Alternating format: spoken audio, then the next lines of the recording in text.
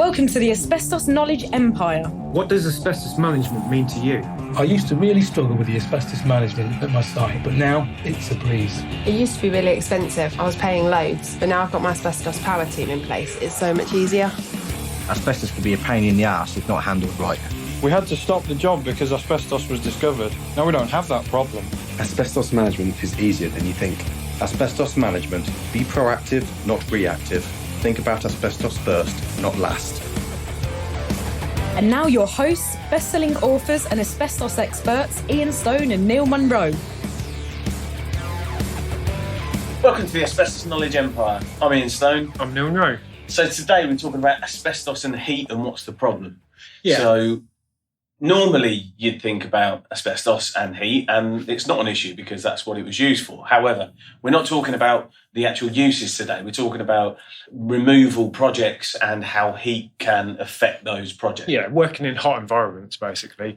Some examples of those would be in boiler rooms. Yeah, boiler rooms, definitely there. Very hot, aren't they? Yeah. Very, very hot sometimes. They are any time of the year. Winter, summer, they're always hot. Yeah.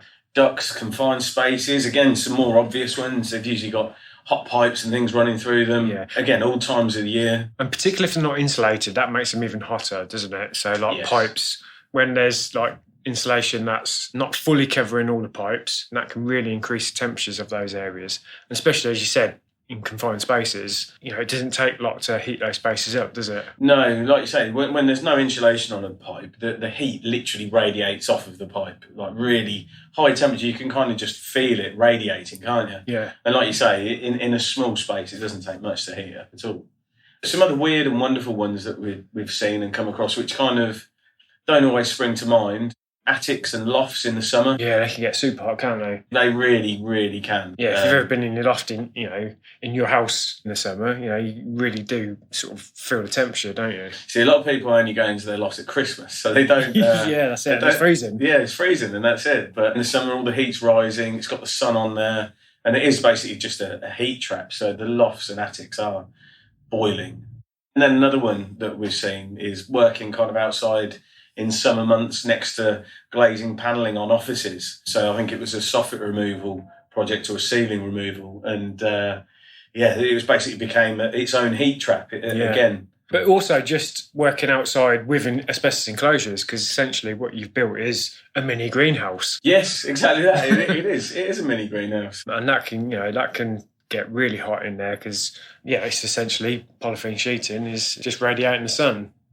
Perhaps could combine two things, start growing stuff at the same time as doing asbestos removal. Yeah.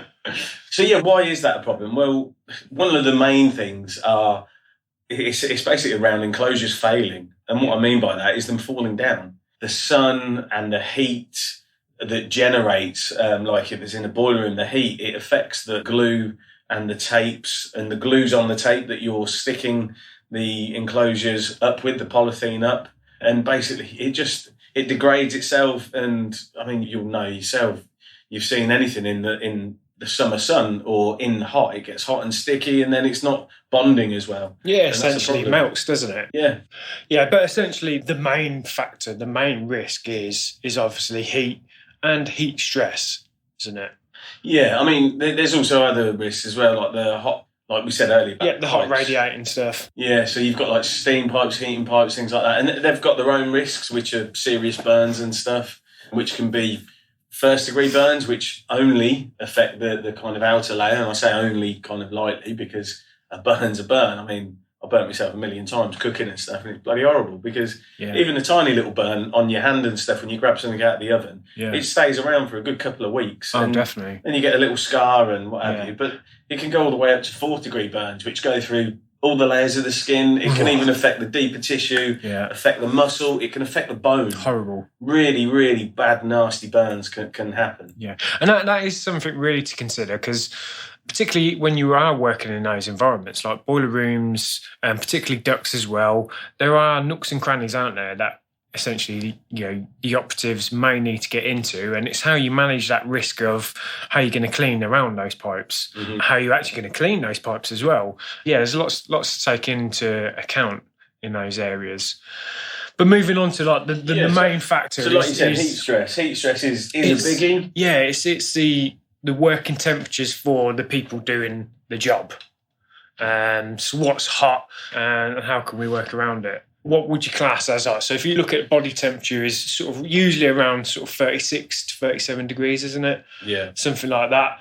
If it rises above sort of 38 degrees up to sort of 40 degrees, that could be fatal to the body. And that's the actual body. That's like, the body temperature, isn't it? It's just 3 degrees. Yeah. Which doesn't sound a lot. 3 degrees isn't a lot at all. Yeah. Don't be confused with the outside temperature because the body can naturally cool itself, but that's actual body temperature. I find lager helps in the summer.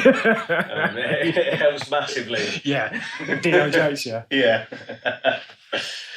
So what effects does heat stress have? And there's lots of sort of stuff, and these are really sort of key things to be aware of. Yeah, I mean, common ones are kind of inability to concentrate. You lose concentration. You can't. You know, when you sat on your sun lounger in the summer and you get too hot, you get all sort of ratty and irritable, don't you? No, that's just if I'm eating. True, that is. You get all hangry. Yeah. No, you're right because you do. You get all sort of uncomfortable in your own skin. Yeah, because you're too hot. Yeah. So yeah, concentration. So you start losing concentration. You can get muscle cramps, can't you? Yeah, muscle cramps. Definitely. Heat rash. Yeah. Lots of people suffer from that. Even a slight sort of increase in body temperature. Mm-hmm. Severe thirst. Yeah. Not with beer though. Not with beer. So we're saying you can't combat it with beer and lager. Yeah, but usually that's kind of a late symptom as well. So by that point, it's not too late, but the onset of heat stress is really hitting by the time you're like, I'm parched, I'm dying of thirst here. Yeah. And that's kind of it. And that can sort of lead on to sort of a bit severe. More severe is sort of, you can pass out. Yeah. Fainting. Yeah, pass out, definitely. Which, when you bring this back, I mean, like we say, I'm joking about being on a sun lounger and stuff and what have you, but bringing it back to the working elements, if you're fainting and you hit your head and you're in a confined space, and all the rest of it brings a lot more issues around. Yeah, that's your body just trying to say, well, you need to shut this down now. I'm getting too hot. Yeah. Yeah, and passing out.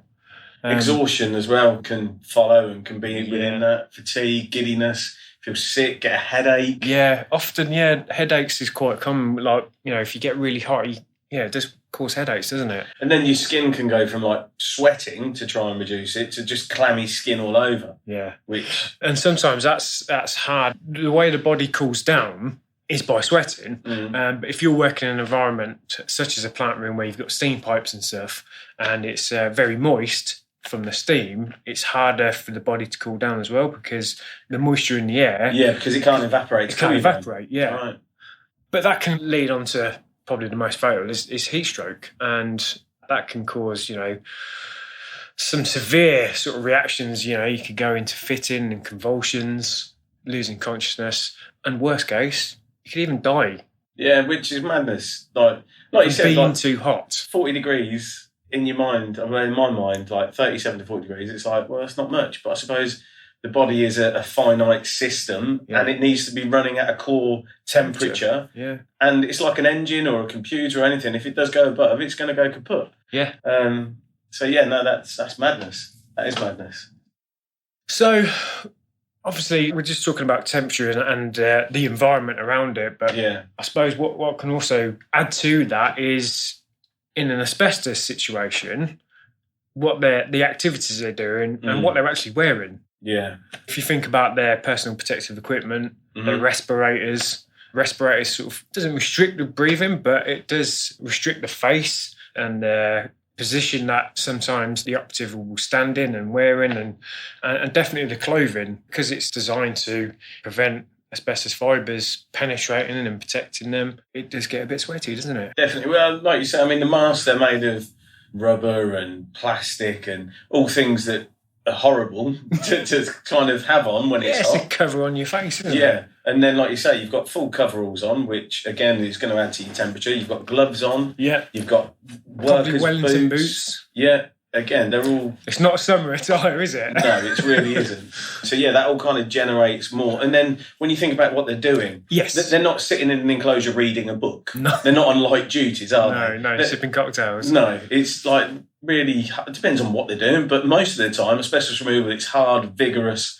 difficult work. At a minimum, it's active work. Yes. What's probably the easiest job in, I don't know, maybe vacuum. Yeah, doing a light vac. But even you're still moving around. And also with that, when you are vacuuming up an area, you can be in some real funny positions to try and get to everywhere you need to, because you need to duck under a pipe or you're kind of crouched a little bit. And again, that's all, you're expelling more energy than what you would be just standing there doing something. Yeah. Or even just wiping the side down. You're still active, aren't you? Yeah. And also with it, you'd vac the whole enclosure. You'd be wiping down the entire enclosure. Even on a small enclosure, you're still talking like, I don't know, a big expanse of polyethene and wall and floor and ceiling that needs to be cleaned. Yeah. So what can you do? What can you do to sort of try and reduce this risk? The first and foremost thing is kind of reduce the risk full stop, as in turn the boilers off, turn the heating pipes off. Yeah, eliminate the heat source. Eliminate the heat source. That's the smartest thing. Turn the sun off. That one's not going to work. No. Yeah, definitely. If you are working in plant rooms, boiler rooms, and if you can eliminate the heat source, that's always best practice to do that. However, there are occasions where that's not possible. No, and things hospitals, like that. Yeah, exactly. That's what I was going to say. Schools, maybe. With schools, you do generally get a shutdown period, but a hospital never shuts. No, it's 24/7, and they need that heating to keep the patient. Exactly that. Yeah, hospitals is probably the number one area. They can never shut a plant room down. Generally, no. So what can you do to reduce it then without... Just to add to that, obviously, we talked about the summer one, didn't we? Yes. If you have got external works, it is a better idea if you can plan those into winter or cooler periods. Yeah, exactly. Spring and autumn. Yeah. Winter's, again, not ideal because you go the opposite way where you've got freezing temperatures. And the thing is with that, you have the same issues because the polyethene enclosures can fall down because then the glues and stuff, again, they break down, but in the other way, they stop sticking and then they fall down anyway. So, kind of spring and autumn. Spring and autumn and stuff like that. Or if we're having a typical British summer, it's booking it in for the... Yeah, you're happy days. Yeah, you don't have to worry about heat stress at all.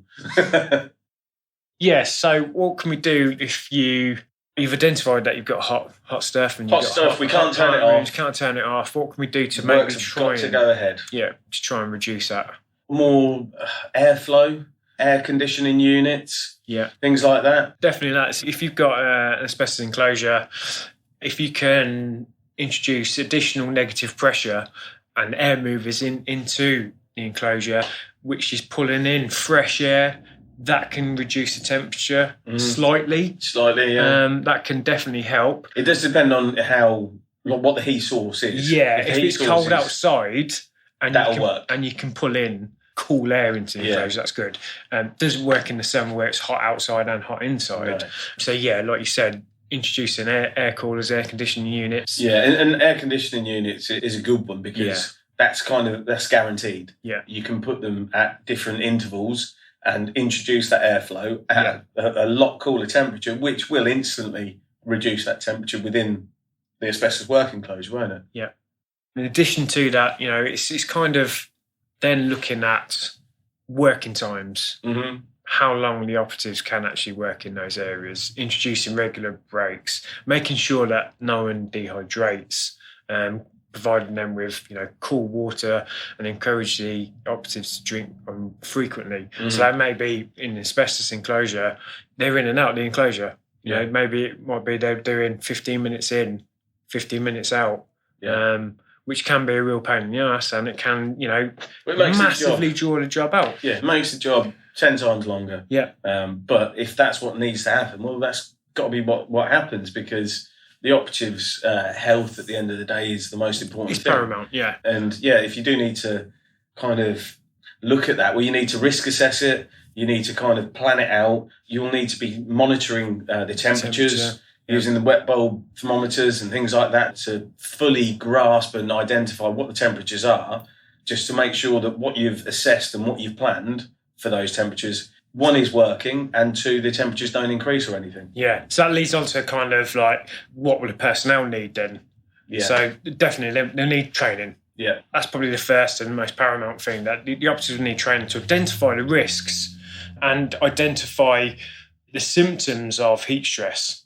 So they're aware of it and they can keep an eye on other operatives within in the enclosure, because sometimes you might not notice it yourself. No, and that's a very good point. I mean, just having a quick 5-minute chat before we jumped on this, it was kind of when we sat and thought about it and went through the signs of heat stress, there's stuff that you even forget. Do you know what I mean? Like about dizziness and nausea and stuff like that. And if you're not doing this day in and day out, which generally people aren't, you need to re-go over those elements so that they have it front of their mind when they're working, to watch out for each other. Yeah, definitely. Yeah, and sort of make sure that the safe working practices are in place.